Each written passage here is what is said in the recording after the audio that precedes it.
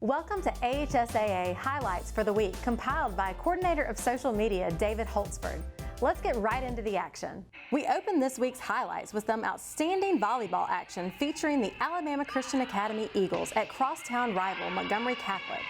The Class 4A Lady Knights, last year's Class 3A state runner-up, dominate the action early with this spike coming from talented hitter Lyndon McAnally, giving Catholic the early lead.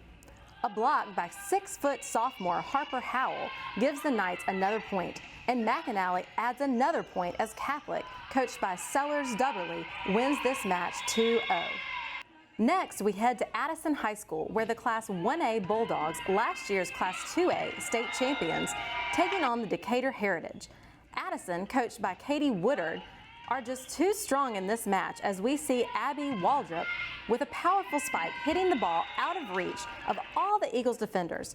Points follow quickly by Lauren Cunningham and Waldrop, again as the Bulldogs go on to win this small school clash of volleyball powers 2-0. We stay with volleyball action as we head north to catch up with Jasper High School, currently 13-2 on the season, taking on Ramsey High School of Birmingham. The Vikings' Elena Hadaway gets a quick spike in the first set as Jasper takes an early 4-2 lead. Later in the set, teammate Michaela Cook delivers a return shot the Rams are unable to bring back. The Vikings continued their strong play with Allie Grace Sailors setting up Tierra McElrath for a powerful kill shot, and Jasper, coached by Bobby Daniels, takes a 3-0 win. Next, we move to football action, where we pick up a historic battle between Jeff Davis and Opelika in East Alabama. Opelika is holding a 7-6 lead when quarterback Roman Gagliano finds Calvin Hewley, who slips out for a screen pass and takes it 31 yards for a touchdown, giving the Bulldogs a 14-6 lead. Hewley would add another touchdown as Coach Eric Speakman's Bulldogs roll up 257 total yards to defeat Jeff Davis 35-14.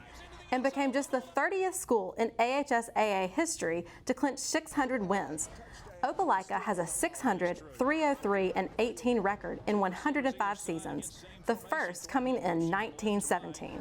Heading down to Mobile, we continue this week's highlights with Saraland hosting Murphy in Mobile County action.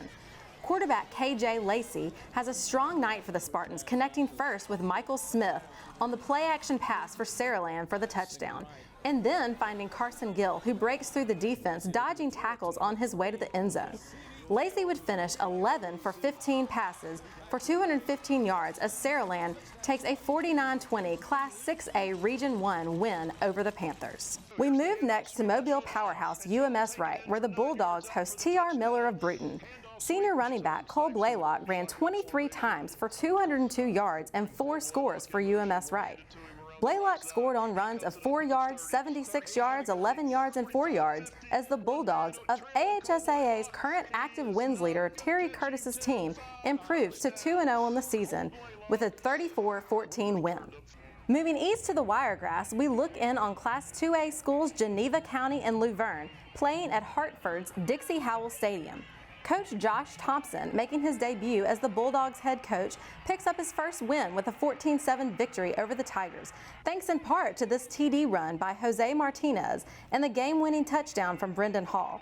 Deamery Jones scored Luverne's touchdown. Let's stay in the Wiregrass while Class 5A Rehoboth travels to Class 2A Wicksburg and walks out with a 31-12 win.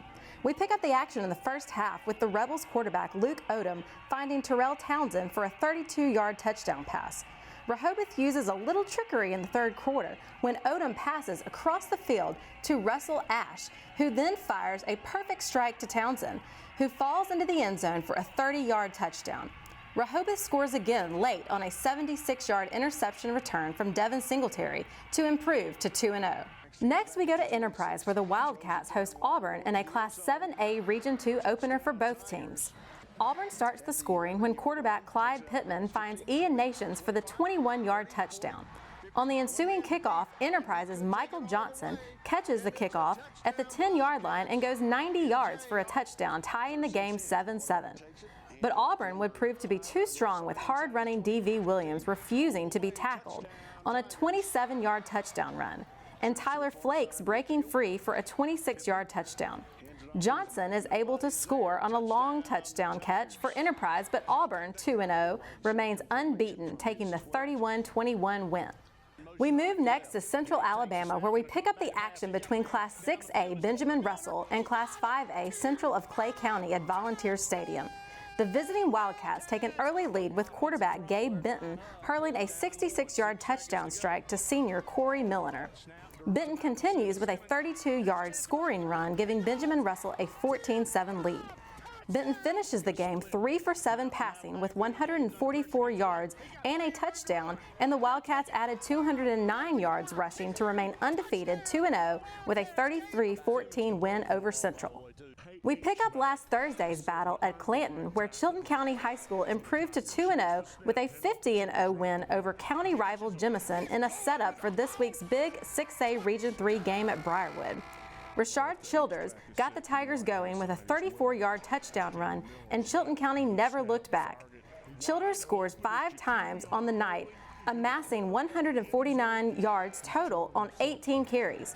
Quarterback Cannon Miller was also 17 of 26 passing for 191 yards and 2 touchdowns, including a throw to Jacavion Bolding for 15 yards. Moving to Metro Birmingham, we check in on the Hoover Bucks as the 7A powerhouse hosts Bartlett High School of Memphis, coached by one of AHSAA's all-time passing leaders, Lance Tucker from Fayette County, a former University of Alabama quarterback and the son of AHSAA coaching legend Walton Tucker. Hoover dominates from the start with a 12-yard touchdown run by Amari Williams with 8 minutes left in the first quarter. On the first possession of the second quarter, Devin Carlisle picks off the Bartlett pass and takes it 25 yards for the touchdown to give Hoover a 14-7 lead. Lamarian McCammon also got in on the action, scoring from 11 yards out for Hoover. Bradley Shaw would add another defensive touchdown for the Bucks, taking the deflected pass 21 yards for the score as Hoover tops Bartlett 56-7. Next, we head to Mountain Brook, where the Spartans hosted James Clemens High School of Madison. The action starts quickly as Mountain Brook's Hudson Crommelin takes a handoff into the end zone for the Spartans, giving them an early 7-0 lead.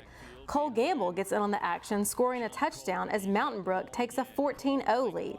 Quarterback John Colvin adds another touchdown on a scramble for 6, and in the second half, Clark Sanderson shocks the crowd by grabbing a bouncing punt surrounded by defenders and racing all the way to the end zone for a touchdown as the Spartans improve to 2-0 with a win of 42-21. Our next stop is Briarwood Christian, where the Lions are taking on Class 7A neighbor Spain Park. Evan Smallwood passes to Zamir Ferris for a touchdown early to give the visiting Jaguars a 6-0 lead. Things heat up in the fourth quarter, where Briarwood senior quarterback and Clemson University commit Christopher Vizina marches the Lions down the field 68 yards in the final minutes, setting up the winning touchdown with 5 seconds remaining. He scrambles and finds teammate Brady Wall in the back of the end zone for the game-winning touchdown as the final horn sounds and Briarwood escapes with a 23-21 win. We head next to Pinson Valley versus McAdory Jefferson County battle, where Pinson strikes first when quarterback Kawan Posey throws deep to Rod Ivy, who makes a great diving catch for the touchdown. The Indians' defense held strong with a big sack by Zakeith Springfield blitzing from the outside. Posey connects with Demarion Hatton for another touchdown, and Pinson Valley improved to 2-0 under the direction of first-year head coach Lee Guess with a 21-13 win. Remaining with Jefferson County action, we move to Clay Chalkville, where the defending 6A state champion Cougars host Hueytown in a rematch of the 2021 Class 6A state finals. This game drew major attention as one of NFHS Network's national games of the week. While Clay Chalkville won last year's final 46-42, this time the Cougars were just too much for the Golden Gophers. The defense helps put this one away early with Devin Finley intercepting a bubble screen pass and taking it 75 yards for the pick 6, giving Clay the 30-8 lead. Rodriguez Johnson led the Cougars on the ground with 115 yards and 2 touchdowns as Clay Chalkville rolls to a 42-8 win. Heading north to Walker County, we look in on Class 4A Cordova taking on Class 3A Oakman. The Blue Devils had several big plays on offense leading to scores. Among them, a run by David Odom to start the scoring for the visitor. Later, quarterback Cody Hedrick hurls a long 62-yard pass, completing it to Jackson Holsey for the touchdown as Cordova takes the 20-3 lead. In the fourth quarter, Jeremy Fullman takes the handoff and speeds into the end zone as Cordova gets out of Oakman with a 34-3 win. Now in North Alabama, we look in on a Big Shoals area rivalry with Deschler hosting Russellville in a low-scoring battle. Russellville's Banks Langston starts things off with a great catch for what would be the Golden Tigers' only touchdown as Russellville takes the lead 7-0. Deschler tied the game with quarterback Price Thornton throwing high, allowing big tight end Kendarius Anderson to outleap the defenders to make the grab in the end zone. Late in the final quarter, running back Malone goes the distance for the final score, and Deschler wins 14-7. Moving east now to Decatur, we pick up on the action as Austin hosts Decatur High School in the 60th playing of this city rivalry. The visiting Red Raiders score on the first drive of the game on a 4-yard run by Ryan Kirk. The Raiders would score 3 more times as quarterback Ellis Dickman fired touchdown passes covering 67 yards to Bo Belcher, 43 yards, and 4 yards to Jaden Brown. Decatur improved to 2-0 on the year with the 28-14 win and now owns a 37-23 edge in the series with the Black Bears. Oxford heading to Huntsville to take on the Panthers. Huntsville's Cameron White makes a great catch for a touchdown, giving the Panthers an early lead. Oxford strikes back, however, as Carlin Long catches a screen pass and speeds the distance for the game-tying touchdown. The Yellow Jackets offense would prove to be too strong as Oxford wins 35-20.